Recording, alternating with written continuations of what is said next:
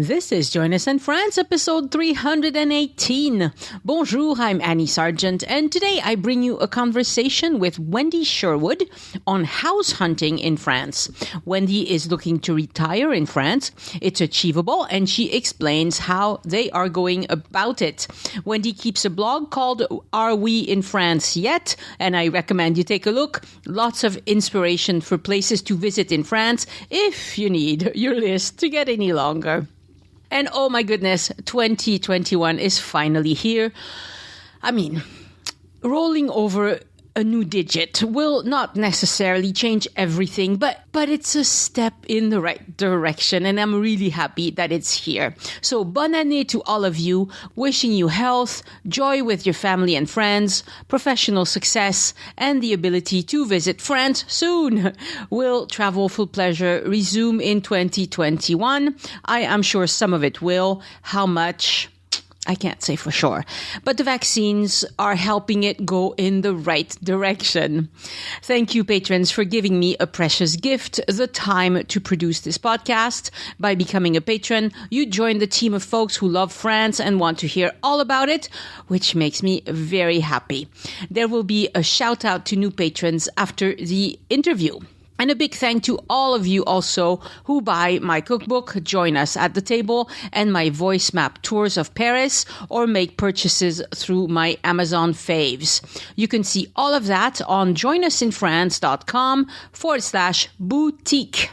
Show notes for this episode are on joinusinfrance.com/318, where you can see a recap of what we've discussed, links to relevant resources, and a link to Wendy's blog. Follow Addicted to France on Instagram to see Wendy's photos of her house hunting. I'll post them this week. And the best way to stay in touch with me and with the podcast is to sign up for the newsletter at joinusinfrance.com/newsletter.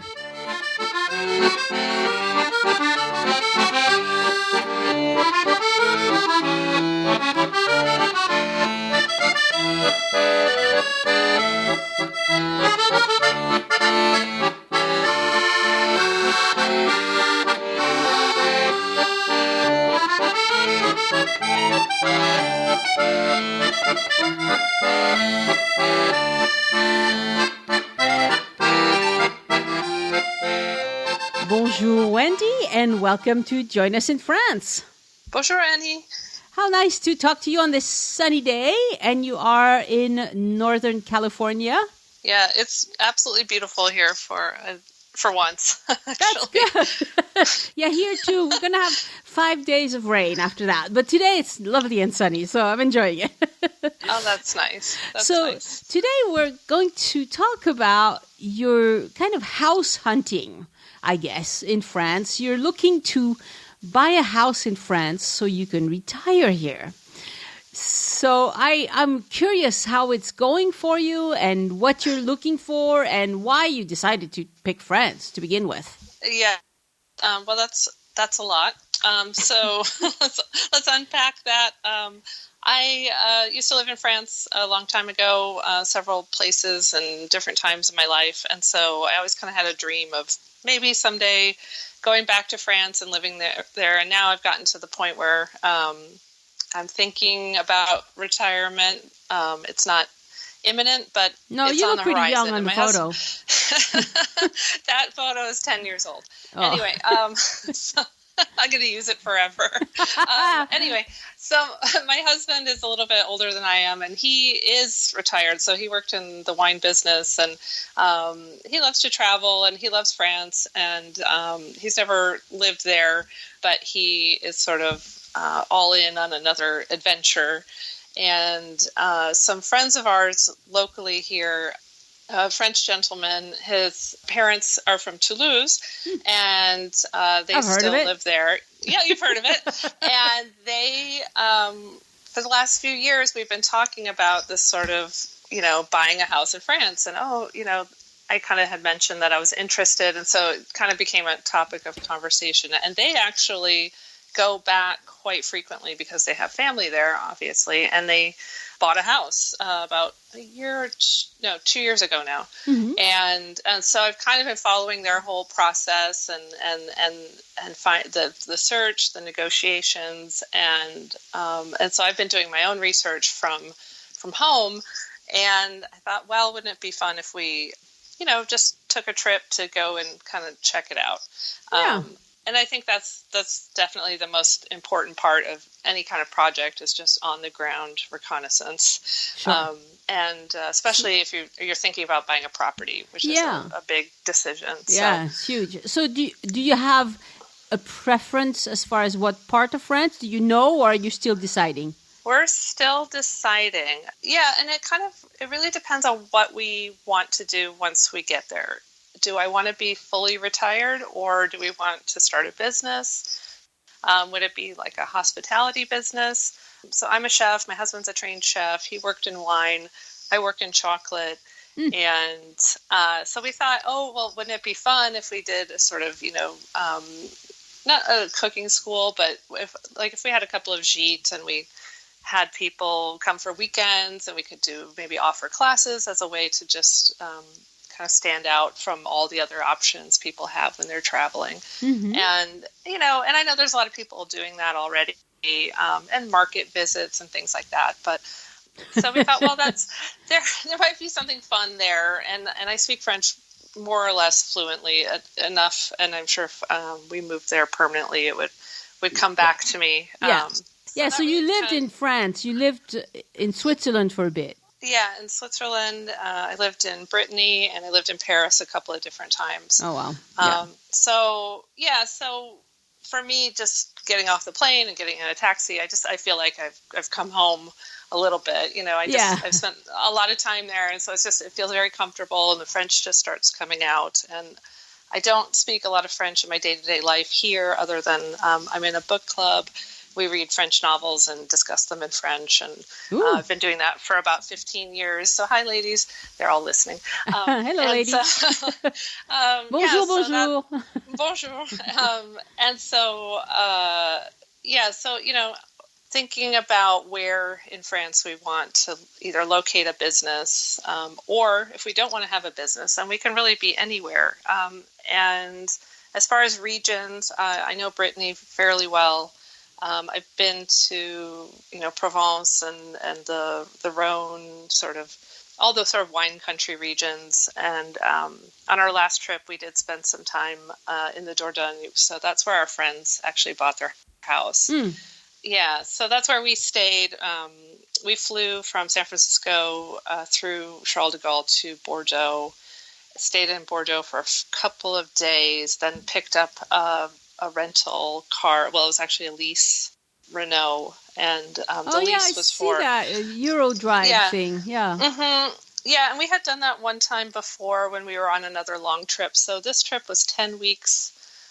So we gave ourselves plenty of time to see multiple regions, and then we had transportation. So we rented a nice car for the full 10-week time, and so we were really mobile and pretty much had the first, I would say, about 6 to 7 weeks planned, as far as staying with our friends when we first got there. And then we set up Airbnb throughout the other parts that we wanted to go. So we started in the sort of Bordeaux, Dordogne region. And the first 3 weeks were at our friend's house, and we stayed. Their parents came up from Toulouse to host us there, so we weren't just alone in the house. And they were helping us with our house hunt, so they were sort of all in on this project. Yeah, so and so these are French people, right? Yeah. Okay, so that helps. Yeah, exactly. And so they had a lot of local knowledge. Serge's parents, his father grew up in the town where they bought their house.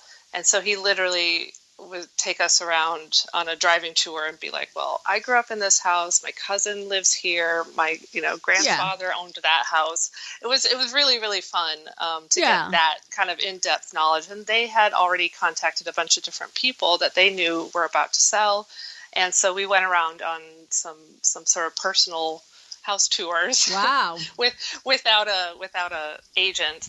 And we had also contacted an agent before leaving the United States. So we had someone that we were planning to meet in the first week or so, and kind of told them what we were looking for. And so tell me, what are you looking for? Because I'm trying to ascertain what kind of. There are people who do this who are fabulously rich, and they want a castle. And there are people who do this who don't want a castle; they just want a regular house. So, which way are you? Yeah, we're definitely more on the regular house version. I definitely wanted something old. So in that region, there the sort of stone farmhouse, a longère. Is that what it's called? A longère? Longère. I'm not familiar with that.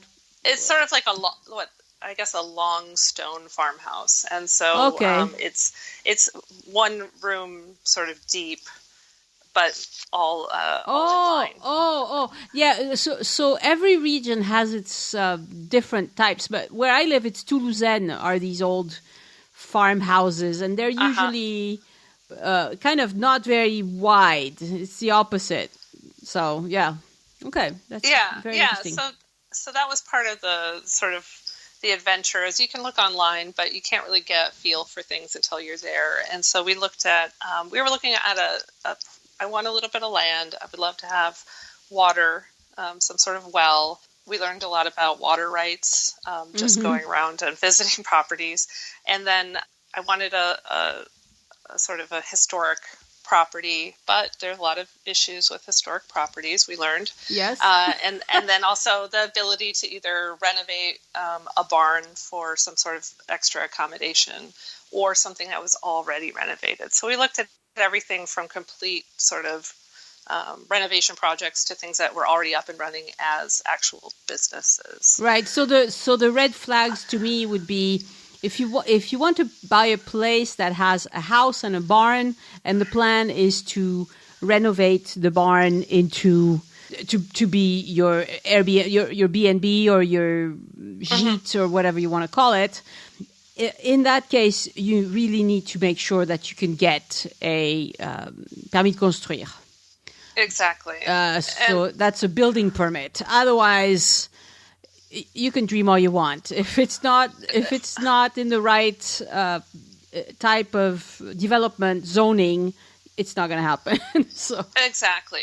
And I think a lot of the realtors that we talked to or the agents, they had that sort of information. Yeah. But it was always like, well, that's something that we'll put in the sort of selling agreement, is that it's contingent on the ability to either put in a pool or renovate and so you would have that in the contract, so that if it came up that it was not permitted for some reason, or the particular area was against it, then that would nullify the agreement. So that was always in the back of our head. A lot of times. Yeah. In France, you have to be really, really careful with stuff like this because people will say whatever. So in a case like this, I would definitely go to the mairie, go to the city hall, and give them the address of the place I'm thinking of buying, and just say, okay, I want to see it on your cadastre, on your plan. Is this a place where I can do what I have in mind? Otherwise, exactly. I wouldn't even put down money or nothing. It's just no. And typically, if you're interested in a village, you can look at the plan and just see which part of the village are going to be developing and which part are not. Yeah, we were looking at more rural properties, I would say, just because I wanted, maybe a couple of hectares, 5 acres, something like that, just to have a little bit of space. Yeah. But interestingly enough, the agent that we sort of chose almost at random was from a neighboring village, and she was. I was looking for someone who would show us properties and speak English, but it turned out that she said, "Well, my English is good, but your French is better, so let's just do this in French." And I felt bad because my husband, then I would have to translate, and sometimes. if I'm tired, I forget what language I'm speaking, and I would turn to my husband and I'd start speaking French, and it's just like, and he'd be like, "Honey, I don't know what you're saying." Yeah. But then most of the time, after my husband's got a great ear and he's a smart cookie, so he follows very well. Especially once you start to get some of the vocabulary. So he captured probably 70% of what was going on, and then I would just fill him in with the details. That's but nice. but I would say this would be a much more difficult and stressful process if I wasn't able to comprehend well what was going on. So, yeah, I think if you're trying to do this without a good understanding of French and a good ability to speak French, you're going to be taken for a lot of rides, would be my guess. Mm-hmm.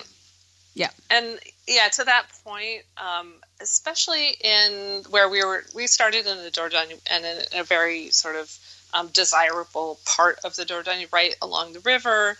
It's sort of Trémola, Limoux, Le Boug, that sort of. Do you see where the two little camel humps of the Dordogne River are? Yes, not very far from Bergerac. Exactly. Yeah. So right there, sort of halfway between Bergerac and Sarlat, and very tourist, friendly. There's a lot to do, and we had a great time. Otherwise, just on going and seeing the sights and everything. Also, one of the few places in the Dordogne where there's probably some wine. Yeah, not exactly there. Maybe closer to Bergerac. We did go to a couple of wineries, and they do a really nice sweet wine close to Bergerac that we liked. It goes with the foie gras that I ate sort of reluctantly, but my husband loved it.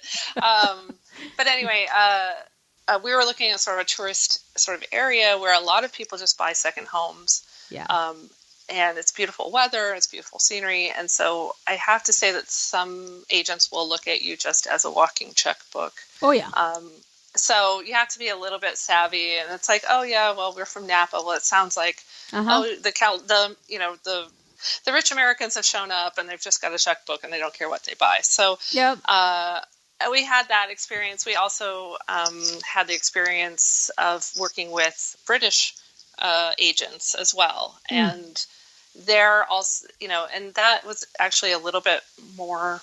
That was a little easier for us, not just because it was all done in English, but they look at it from the perspective of someone coming from a foreign country, and try to help them navigate the ins and outs of the system. And so they really see it from an outsider's perspective, which is nice. So if you're not comfortable, there are tons of British or just generally English speaking agents that you can choose from, especially in the Dordogne. I mean, exactly, everywhere. In fact, we did put an offer on a house almost. I mean, I feel like almost immediately. It was 3 weeks into our trip. We found a house that we fell in love with, which is what you're not supposed to do. And do tell. Tippy top of our budget, but it was beautiful. It really had everything we wanted. It was more or less completely renovated. It had, lots of bedrooms and a beautiful covered patio and a pool, and had like an acre of land, its own well. It really checked sort of all the boxes, as well as a completely finished separate gîte that we could have rented or lived in and then rented the big house.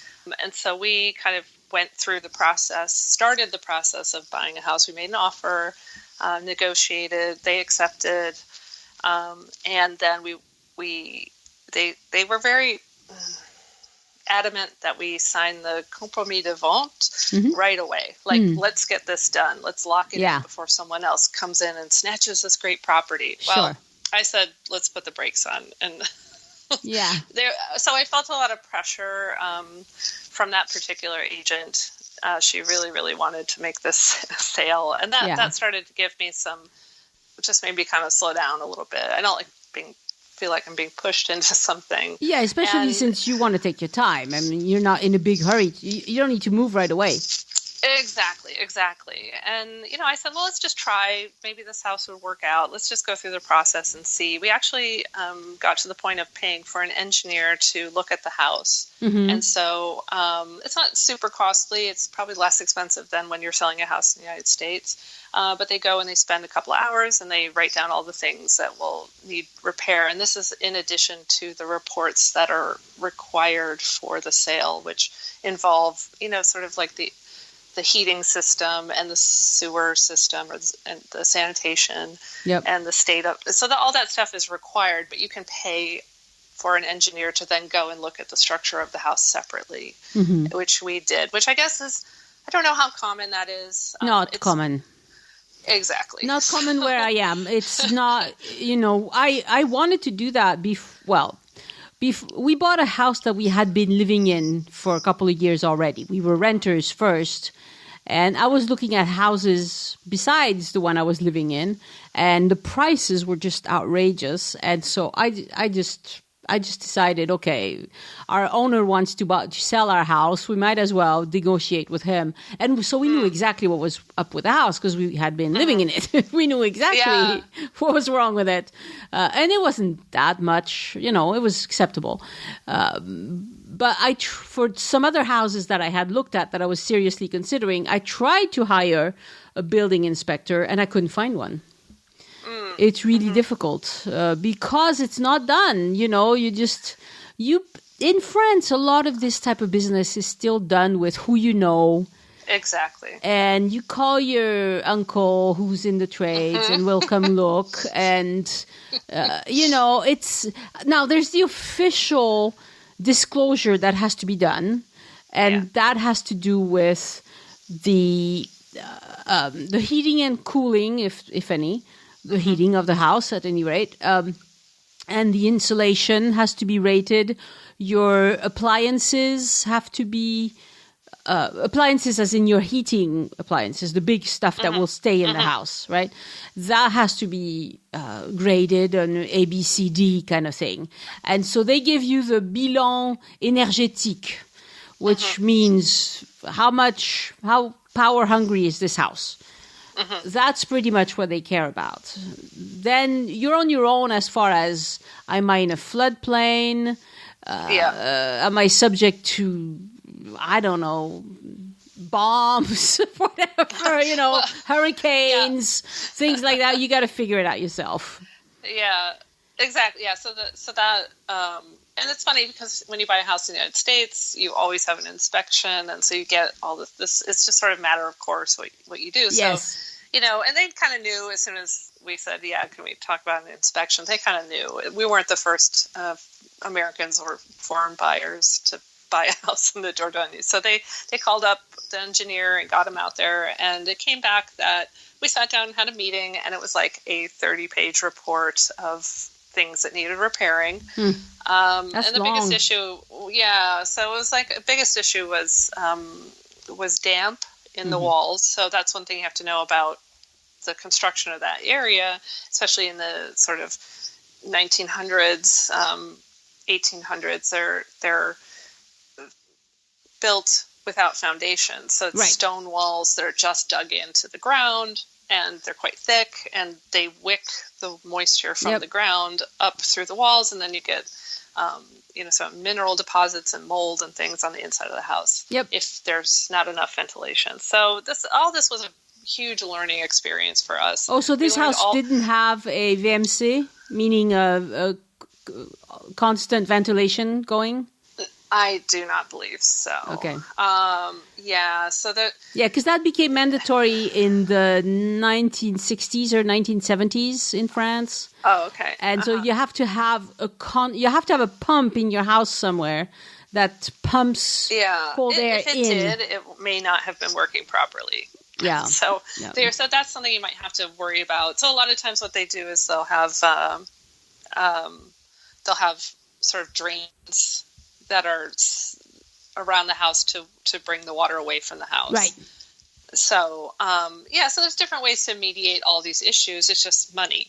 And then the house was a slate roof. And so I learned a lot about how slate roofs are maintained and how they're replaced and the different costs involved in that. So, so it just ended up that really buying a house that looked ready to move into really wasn't, and there was going to be a lot of additional costs that we would not have really known about if we either weren't savvy about that style of house or hadn't paid for an inspection. So it was really money well spent to learn.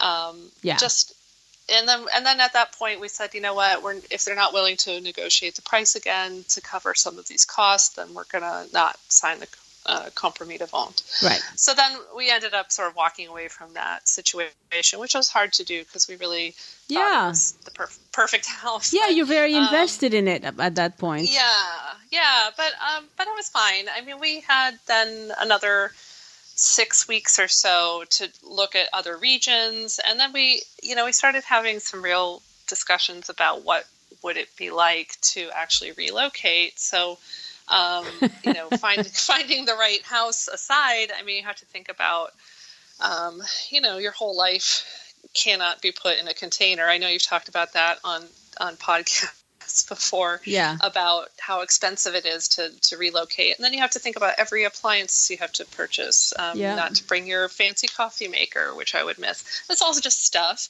And then the larger question is, who's going to do the majority of the work, meaning dealing with, all the administration. And obviously that would have fallen mostly on my shoulders. And so, my husband said, if you want to do this, this is on you. Yeah, of course. Yeah. And so, it's something you really have to think about is are you sharing the responsibility equally? And also, what part of France do you want to be in? There's some parts of France where there are many, many more English-speaking foreigners who own houses. And in the community that we looked at originally, the house where we put an offer, the agent said, you know what, I don't think there are any French people that live here anymore. Yeah. And in a way, it's like, is that good or is that bad? I don't know. It would help my husband have maybe make some connections early on before his French becomes, up to snuff. But right. So, I've lived abroad a lot, and there are points where you're just, to the point where it's very difficult. I mean, so,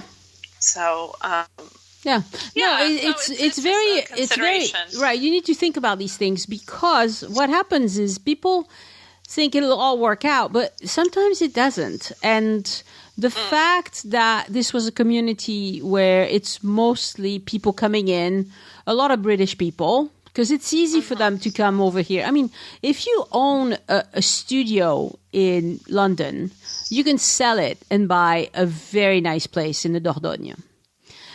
And a lot of people do that because they're like, hey, why not? Well, cool. Now that the UK isn't going to be in Europe anymore, that's going to change some things. But up until now, we knew these people. These people came to house and dog sit for us for a few weeks, a few years ago.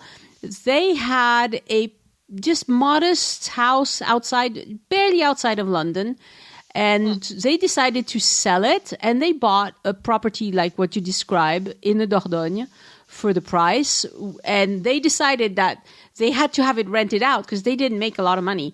So they would actually go around house sitting from different house sit to house sit, while all through the spring and summer and early fall, they rented out their place, and then they could move back when in the off season.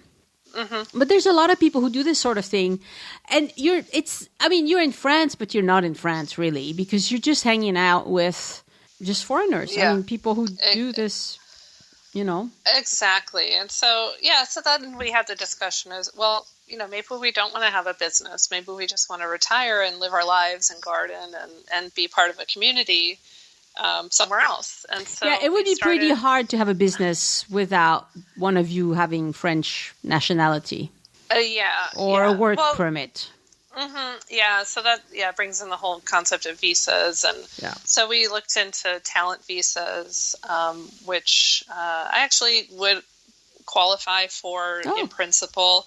Well, they require a master's degree, and I happened to get one a long time ago that in a totally unrelated subject to what I work in now. But I'm glad I have it because it's just one of those boxes that you have to check. Yeah. And then you have to invest like 30,000 euros. So that, that's something. And then, you have to demonstrate that you have a business plan and things like that. So we had looked into the sort of idea of transferring either my business or a version of my business to France. And then, I think being there for 10 weeks was nice because it just gave us time to sort of breathe and think about it and go over a different scenario. And while we were, we thought, well, as long as we're here, let's go look at some other parts of France. So we actually did travel through really the central region of France. We went up through the Loire Valley and spent 2 weeks in Brittany, all the way out to Finistère, sort of the farthest department in I guess it's the most westerly department in northern France. And we started, talking to people who were running businesses like we were thinking of doing. And a lot of times they were British. And so we had some nice conversations with people and really, started to get a feel for, well, what would it be like to have a hospitality business and work? And I don't know if I want to work that hard. Yes, it's a lot of work. It's a lot of work. And it's and now with, the recent events of 2020, all of this has been, cast in a whole different light. Yeah. Yes, because hospitality can just collapse. Can just go away. And then what do you do? So if you're really relying on it for your income, maybe not such a great idea. Right. But the other aspect is, my parents are older, and I have siblings, and just the thought of not being able to travel freely between countries is really a consideration. It was already a consideration before the travel restrictions, but since then it's become it's like, oh well, I could actually be prohibited from seeing my family for 6 months to a year. Yeah, which that's it's terrible. Real. It's terrible. It's really terrible. It's terrible. And also a lot of the people who run gîtes, they don't have very much freedom because they can't get a cat because somebody might be allergic to cats, and they can't go back to visit family when there's a wedding on because, well, that's high season, and all sorts of things like that you never think about. But it's not it's not for everybody. Let's put it that way. Exactly. So, looking at maybe a little bit less expensive regions in France started to sound more appealing, actually. Mm-hmm. So in Brittany, houses are a little bit less expensive than in the Dordogne. It's a different, usually a slightly different style of house. It's a little bit colder region, but it's a totally different feel. But I like it quite a bit, and having lived there, and my husband loves the coast. We spent a great day out on the water in the Gulf du Morbihan, which actually I learned about from your podcast, and Elisa's love of that area. And I we definitely have to do that. And it was like the best day of the whole trip. My husband didn't have to drive. He was just along for the ride and being out on the water, and it was a nice sunny day, but it was in the middle of the summer. Right. So that's another, Yeah, you won't get that much sun out there, but when it is sunny, it's wonderful.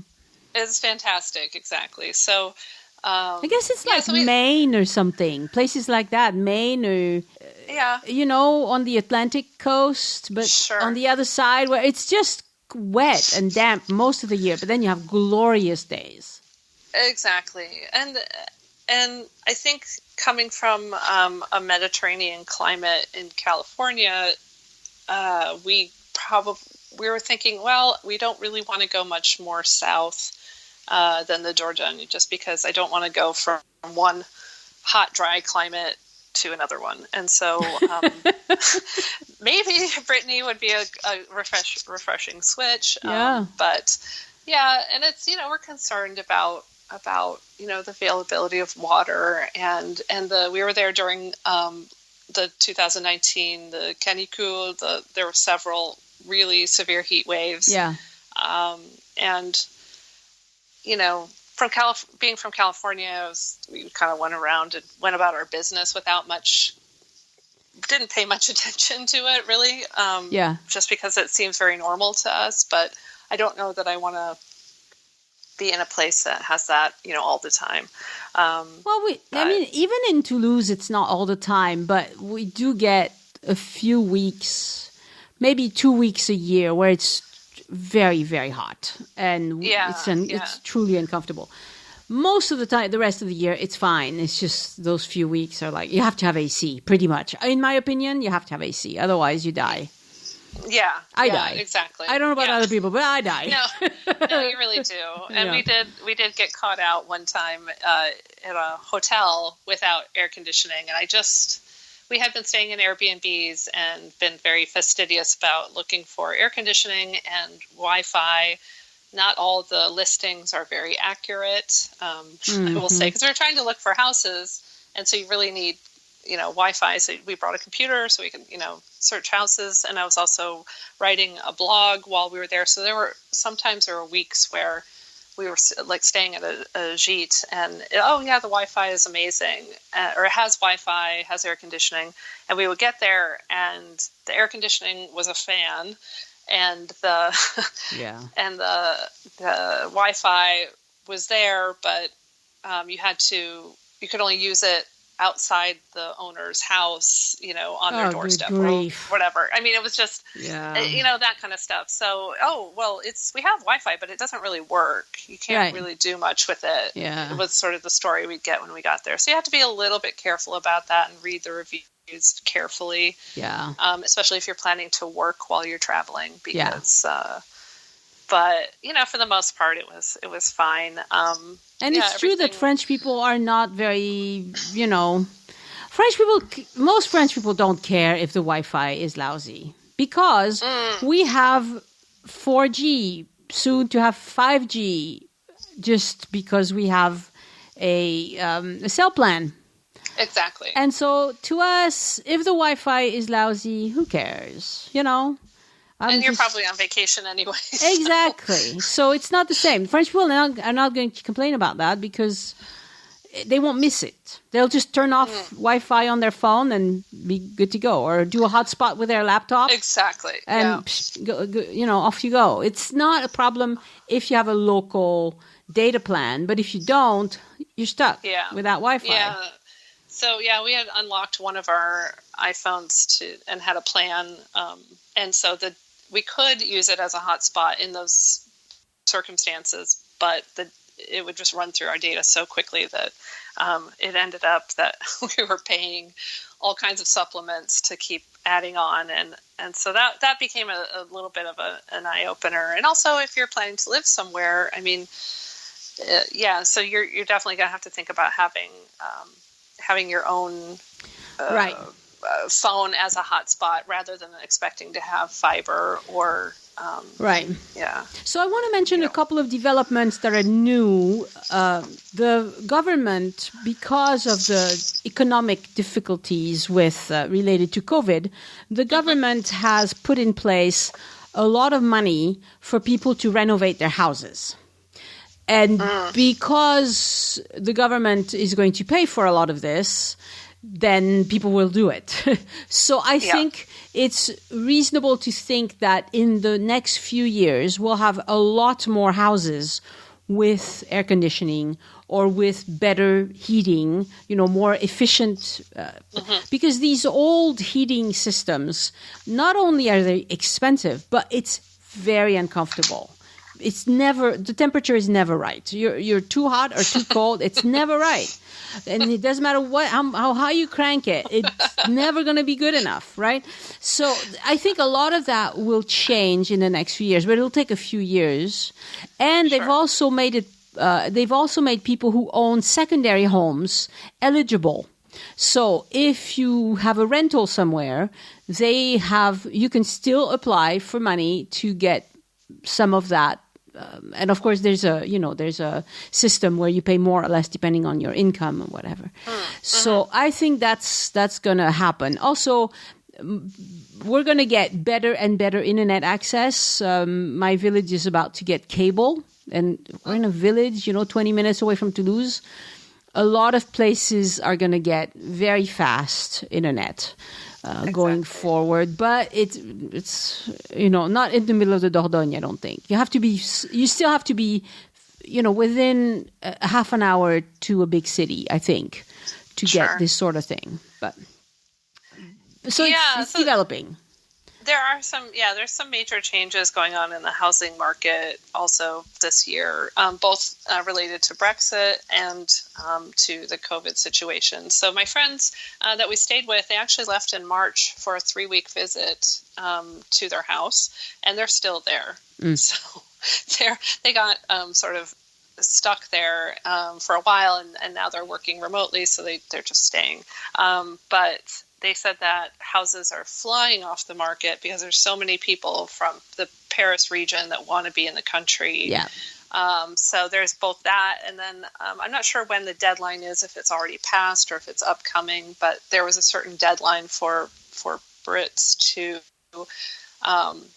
establish residency in France and have their the same sort of reciprocity as far as healthcare and that kind of thing, have that be sort of grandfathered in. Right. So that after a certain date, if you try to move, it'll be harder for them to move. So we noticed that properties were even moving last year very, very quickly, and prices seemed, people weren't really interested in negotiating. So sometimes it's very strange. I didn't really realize this until I started looking, but some properties will stay on the market for years.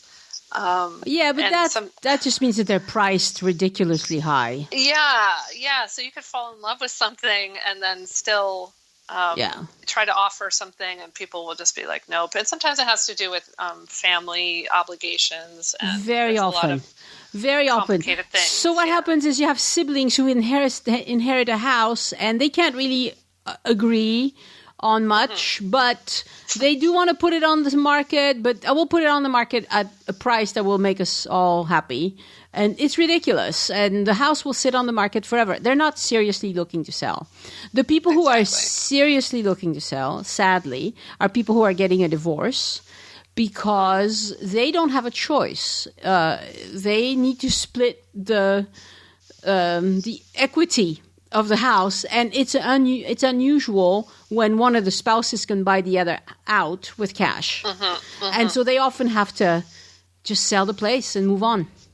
Yeah, so that's what you want to look for, is the divorce series. I'm sorry. That's where the sort of having the local knowledge really comes into play. So, almost anywhere you go, if you start talking about real estate, someone will say, I know something that's not on the market, but maybe we could look at it. Yeah. I mean, just anybody will do that. Yeah. And so everybody's always sort of, people are very interested in what's going on in their village and with their neighbors.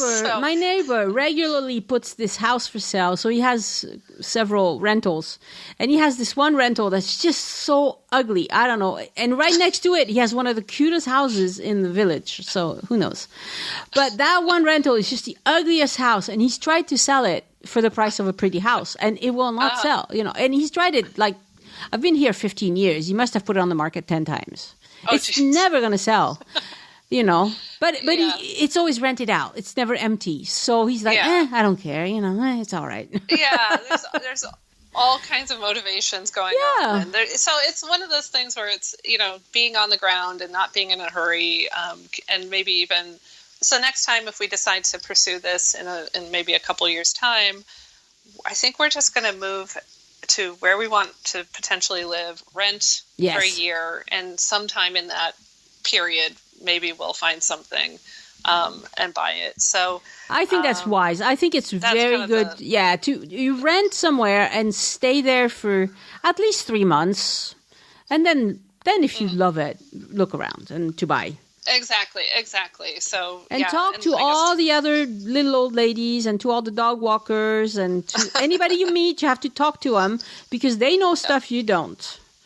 And so if you speak the language, I would do that. I would totally talk to. Well, I do that anyway, but.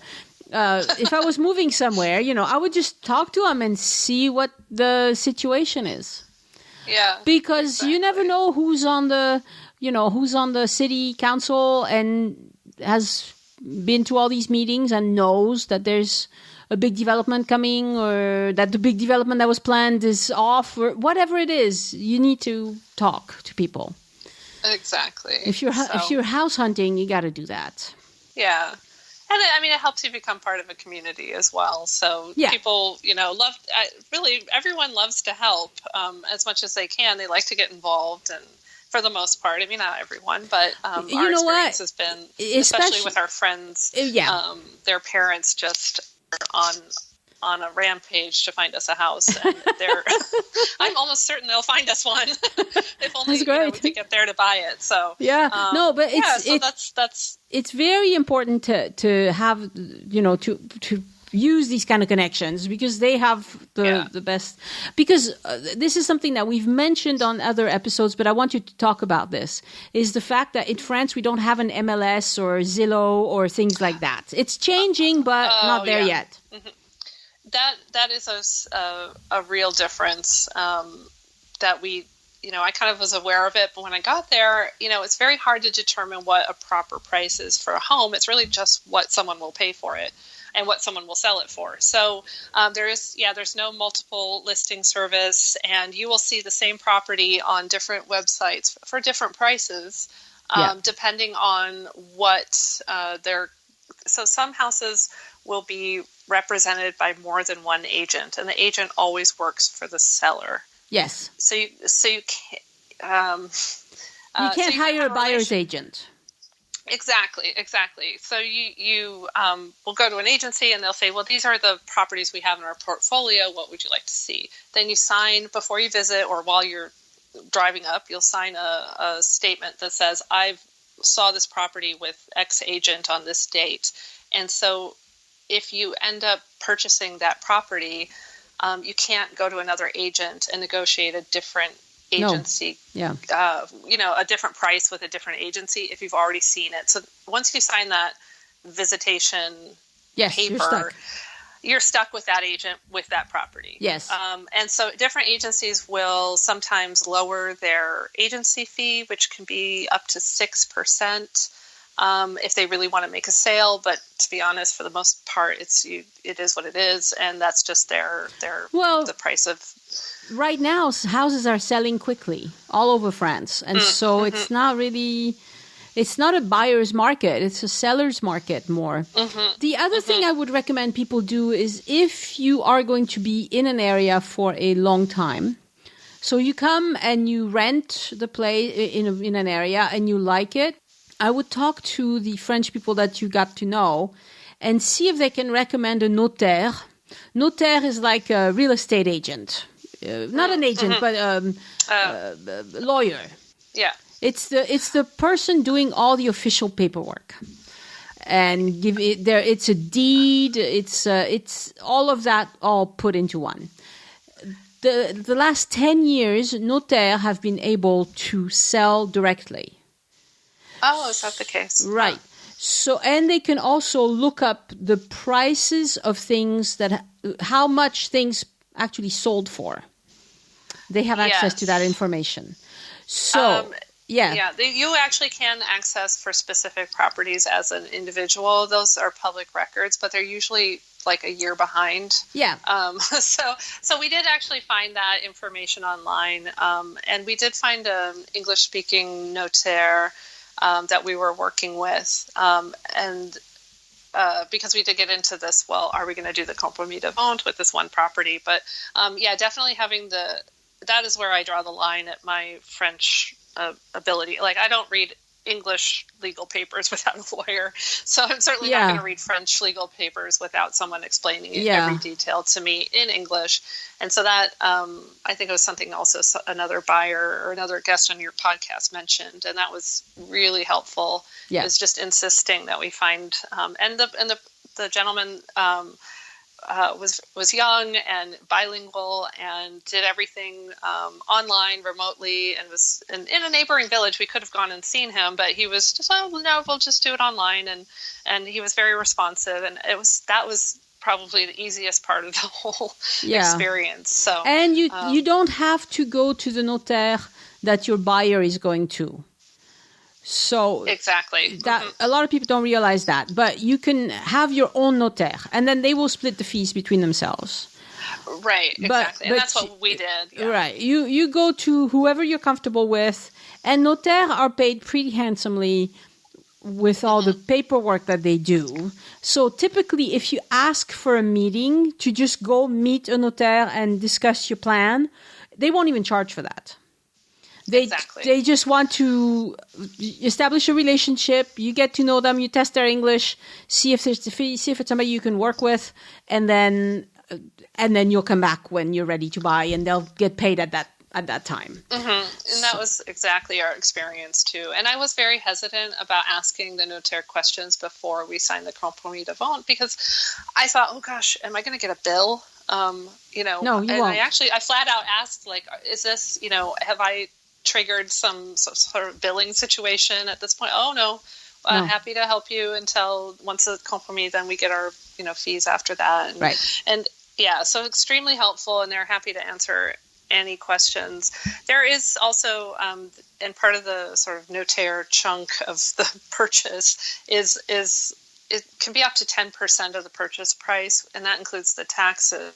And that's another thing that we learned, is that rather than paying extremely high monthly property taxes, you actually pay a large chunk of tax up front when you buy the property. You do. And so a lot of the agents were saying things to us like, oh, well, everybody wanted to talk about the taxe d'habitation and the other, what is the other, there's another one. And it's, in any event. Yeah, I'm sorry, not coming back. I can't remember what it is either, but, and they were like, oh, it's 1,000 euros a year. And I was like, really? That's right, not that right, much. Right, that's like property tax for a house, whatever, per month in the United States. So yeah, some places, yeah. But here, la taxe d'habitation, it varies from village to village or city to city. Some cities pay a lot more.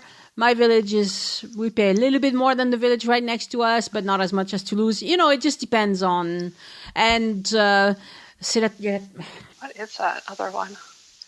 And taxe foncière. Yes, thank you. So foncière et habitation. Sorry about that. That was slow. But there's also circumstances under which you only pay the one and you don't pay the taxe d'habitation, and then the rules change from next year you're not going to have to pay that. So they're it's an intricate process, but it all becomes clear in the end. I mean, it's not it's very regulated. And yes. Yeah, that's not what you should worry about. I mean, you're going to pay quite a bit for your purchase in taxes. That's just how it is. And that's why French people don't buy and sell very quickly. It's because every time you incur quite a bit in taxes, and, we don't want to buy it. In America, I don't know how many houses we had I lived in Utah for 16 years. We had just two. But we refinanced several times. In France, you don't refinance ever because you'd pay the taxes again. Why would you do that, you fool? Don't refinance. Exactly. Yeah. So it's a very interesting system, but not undoable. It just takes a little bit of note taking and paying attention, but definitely worth the hassle, I think. Yeah. In the long run, we'll see if it comes to fruition in a couple of years. So, do you think you'll come back for house hunting at some point? I would really love to. That's a question we've been talking about a lot leading up to today's discussion. Or do we decide maybe to just maybe take an extended sort of 2-year break and not purchase a house, but then maybe just spend, several months in different countries, or, I'm not sure. I'm not really sure, but, honestly, the whole reason for the move was that the sort of healthcare situation in the United States, and it was really about, is this something we could do to eventually, spend 5 years in France and apply for French citizenship? And I think I'm a little bit like you, that I'm American by birth, and maybe I'd like to be French by choice. Mm-hmm. So for me, it feels very natural to think about that as a long-term goal. For my husband, I'm not entirely sure. I don't know if he's as invested, but really, and, I actually have, because I worked for the French government when I lived in France, I have my carte vitale and all that. So I'm actually in the system. So if I come back and I start a business, it'll just kind of go on that account, and I'll continue on. And then eventually I could potentially retire there. Yeah. So it's just another option. Yeah. Yeah. So, and not just because I want to leave the United States, but, really prefer the lifestyle there overall. So. Yeah, we have it pretty good. But so do pretty good. So do you in America. I know right now, this year things have been tough, but typically life is pretty good in America too. It's just different, Yeah, it's just different. Yeah. And so we hang out our laundry. We don't use a dryer. We hang out our laundry and we think, oh, we're being so French. Luckily in California, you can bring a little bit of that French country lifestyle, the food and the wine. We can enjoy all that here. So we do our best to replicate it. That's right. Until we can move anyway. That's great. Well, it's been lovely to talk to you. Unfortunately, we've been going long, so I think we need to cut it out. But if people are interested in all the details, they can go to your guest notes, where you have a lot more information than what we've been able to get to today. So, great. Yeah. Thank you so much, Wendy. It's been very fun to talk to you. I hadn't recorded a trip report or anything for several weeks. I thought, do I still remember how to do this? So it was a lot of fun to talk to you, Annie, and thanks for all your great podcasts. I've enjoyed them over the years. Yeah, I just like to bring a little bit of France to you. Just in small doses. Yep, until we can all move there. Au revoir. Au revoir. Again, I want to thank my patrons for supporting the show and giving back. Patrons get several exclusive rewards for doing so. You can see them at patreon.com/join us. Patreon. Join us, no spaces or dashes. Thank you to all of you for supporting the show. You are wonderful. And a shout out this week to new patrons, Kevin McGinley and Linda Dennis. Thank you so much for becoming patrons and making this podcast possible. Thank you, Sonia Lensick Duffy and Courtney Smith, for editing your pledge to yearly. And it's a new year. I want to resurrect the French tip of the week. So for this week, I want to tell you about a funny expression. Il est de bon poil. You could say, il est de bon poil aujourd'hui, or elle est de bon poil aujourd'hui. Être de bon poil, literally to be of good hair, means to be in a good mood. So, if you are de bon poil, you are in a good mood. Êtes-vous de bon poil aujourd'hui? And I want to read you a message, a very nice message from one of my patrons, Liz. I'm not sure if you say Liz or Liz, Lys. Anyway, forgive me. She says, I just wanted to take a minute to thank you for creating the content you put out, as well as being a genuine and trustworthy voice of the French life. There are so many times I'm listening to what you say, and I wish I could join in a live conversation, or I laugh out loud at what's being said, or find myself intrigued at the subject you and Elise are discussing and want to raise my hand to ask a question. And by the way, you can always ask a question. You can email Annie@joinusinfrance.com, and I will do my best to answer it. If I don't know, maybe Elise will. If neither of us know, well, then I don't know. For those of us who seek that French lifestyle and culture, it is really refreshing. I understand that there's some grunt work involved. It's a job, so to speak. Oh, it definitely is a job, but you've never made it sound as such. Well, it's a job I like, so there you go. I've learned a lot. It has been very nice to get to know you through your personal updates. I hope one day I can come to Toulouse for a tour with you and Elise. By the way, I just joined her Patreon as well. I didn't know she has one, so thank you for mentioning it. Yes, thank you to all of you who join Elise's Patreon as well. I know it might be a lot to ask, but it's just $5, and it really helps. She's had it rough, and so right after this, I'm going to play a bit where she will thank her new patrons, but I really appreciate all of you who support her as well. Anyway, thank you, Liz, for the wonderful message. Bonjour, Elise. Bonjour, Annie. How's your Patreon going? My Patreon is going slowly and steadily, and I guess that's the way you eventually get to the end of the race. Yeah, that's how it works. That's how it works, yeah. So I have 3 new patrons, and that was just a lovely kind of Christmas present because they all came in the last 9 days or so.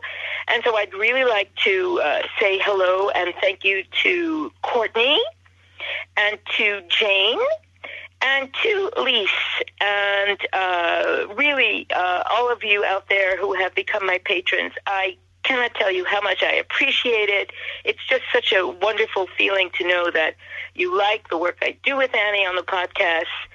And it's been a little bit of a rough year for work here, so it really does make a little bit of a difference. Thank you, and I hope to have some more patrons in this new and hopefully better 2021. Yes. So to become a patron of Elise, you go to patreon.com/EliseArt. So that's Patreon, and Elise Art is ELYSART. That's right. That's me. Thank you so much. And thank you all. And for my personal update this week, well, we're still at home mostly. This week I tried a recipe for something I had never made before. It's an American thing. It's brisket, which pretty much, as far as I can tell, ends up being a beef roast in barbecue sauce. So it's delicious. It was very good. I will need to try it again to make it in the crock pot this time, because it took a long time in the oven.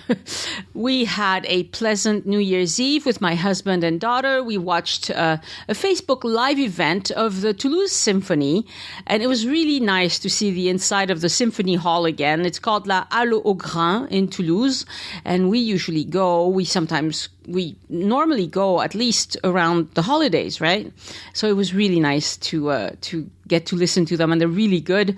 They're on replay. If you go, I'll put a link for that in on the Facebook group. It's not going to be replayed forever, but we had a Zoom meeting with family, with my husband's family, with my family as well. Anyway, it was as good as it could be. The pandemic has not come to an end, but we have some visibility into the future. Vaccines are being deployed very, very slowly. And if you think it's slow in the US, try France. Oh, goodness. It's really, really slow. But we've all gotten used to being patient, so we got to practice our patience a little longer. The life we knew, which changed on a dime in March 2020, is going to slowly get back to normal. Things will change. Elise and I released 2 episodes about that. It was episode 282 and 285 with our predictions about how the pandemic would change France. And I think what we said is still relevant. But we'll get back to travel. And this week I also read a mystery set in France. It's called Death in the Vines. It's the book 3 in a series called the Verlanque and Bonne Année Provençal Mystery Series. I knew nothing about this author or the series. The author is someone called M.L. Longworth. But, it came up as a bookbub, I think. And I thought, why not? Let's try it. I was it was pleasant, easy to read. It's clear that the author knows France quite well. I only had 2 quips about it. The author inserted a lot of expressions in French in the book. Things like greetings and the names of things, the name of dishes. The French in the book is minimal, obviously, but there's just enough to give it a bit of flavor. But at one point, a French character is ordering a drink at a cafe and orders du pastis. That would be a hard no. That would not come out of a French person's mouth because it sounds really wrong. In that situation, we'd say un pastis or deux pastis or trois pastis or whatever, but we would not use the uncountable du pastis. That's an English thing. It's a minor thing, but, a native would not have said that. So it kind of pulls me out of the scenery when I notice a mistake in French. Also towards the end of the book, the murderer gets arrested and the author says that the officer cuffed the guy and read him his rights. So no, because police officers in France do not read anyone their rights. Obviously people have rights, but there's no obligation to say a specific anything at the time of arrest. And should you be arrested in France, oh, lucky you. They'd have to let you know why they're taking you into custody, but not tell you. I mean, you have a right to remain silent, obviously, but they don't have to let you know that. And I've got another mystery set up in France lined up for next week, so I'll let you know what I find. I hope, I'm probably going to do a page on my faves on Amazon that are about books set in France. I'm looking for books that are, that seem genuine, like where the author knows France and they know what they're talking about. Otherwise, it's kind of not as enjoyable to me anyway. If you enjoyed the show, introduce a friend to the podcast and show them how to listen. And next week on the podcast, I'll bring you an episode with Elise about Louis Pasteur, a wonderful man that I admire greatly. Send questions or feedback to Annie@joinusinfrance.com. Thank you for listening, and I hope you join me next time so we can look around France together. Au revoir and Happy New Year. The Join Us in France travel podcast is written, hosted, and produced by Annie Sargent and copyright 2021 by Addicted to France. It is released under a Creative Commons Attribution, Non-Commercial, No Derivatives license.